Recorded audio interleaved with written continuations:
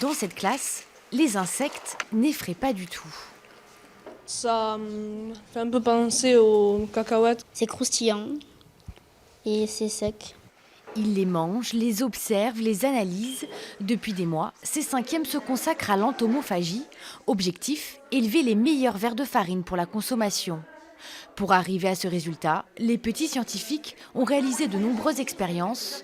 Très important, pour une bonne production, il faut régulièrement trier les vers de farine. Souvent, quand on laisse les nymphes ou les larves avec les adultes, ils se mangent entre eux. Ce qui nous intéresse dans l'histoire, c'est les larves, vu que c'est ça qui se mange.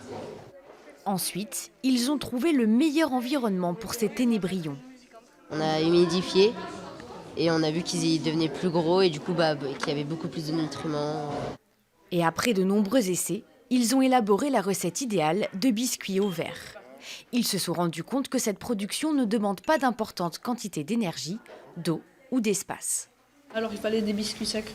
Du coup c'est plutôt ceux-là où il n'y a pas de sucre, c'est plutôt apéro.